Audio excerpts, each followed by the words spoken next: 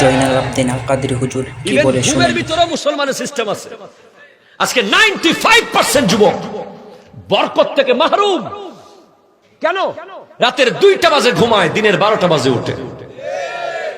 কেন? Android, smartphone, সারা রাত game, ঠিক কিনা? ইউটিউব, ফেসবুকে গোটা রাত কাটিয়ে দেয়। অথচ আমার নবী বলেছেন, আল্লাহুম্মা বারিক লি উম্মতি ফি বুকুরিহা, হে আল্লাহ তুমি আমার উম্মতকে সুবহে সাদিকের সময় বরকত দাও। আর ওই সময় তোমার ঘরে জানালা বন্ধ, দরজা বন্ধ, এমন ভাবে পর্দা দিয়েছো যেন আলো ঢুকতে না পারে। অথচ তুমি তো জানো না সুবহে সাদিকের সময় যে বাতাসটা আসে ফজরের নামাজের পরপর, ওটা মদিনা থেকে আসে। ওটাকে সাবা বলা হয়, সাবা। এ সাবা মুস্তফা সে কহ দেনা গম কে মারে সালাম कहते हैं।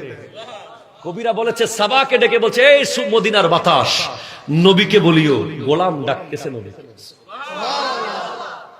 আর ওই বাতাস তোমার ঘরে ঢুকতেই পারে না।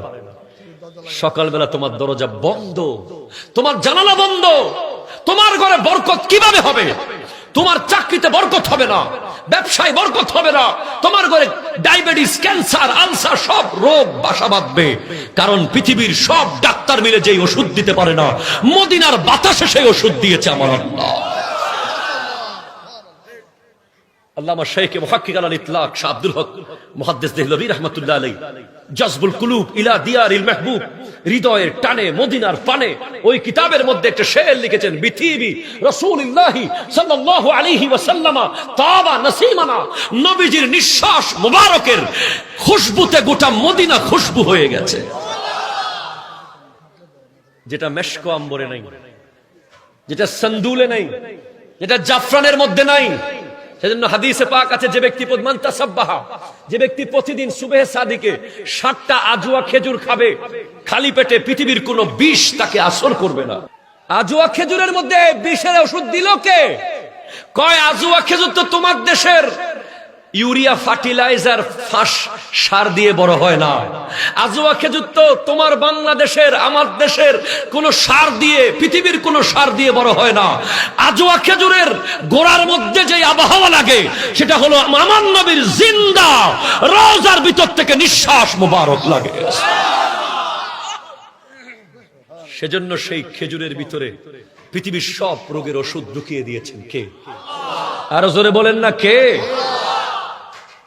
মুসলমান হতে হবে। মুসলমানের ঘরে সুবহে সাদিকের সময় যদি ফজরের নামাজ না হয়, সে মুসলমান কিভাবে হলো? তার দিন শুরু হলো বিধর্মীর মতো। আর মুসলমানের দিন শুরু হয় ফজরের নামাজ দিয়ে। যুবক, ফজরের 2 রাকাত সুন্নাতের দাম আসমান আর জমিনের মাঝখানে যত জায়গা আছে তত পরিমাণ সওয়াব আছে। তাহলে সুন্নাতের যদি এই সওয়াব হয়, ফরজের কি সওয়াব? তোমার ফেয়ার এন্ড হ্যান্ডসাম লাগবে না যুবক ভাই, তোমার কাছে গার্নিয়ার ম্যান লাগবে না। তুমি ফজরের নামাজটা জাস্ট টাইম পড়ো, তোমার চেহারা দেখলেই মানুষের হৃদয় গলে যাবে। সুবহানাল্লাহ, জোরে বলেন।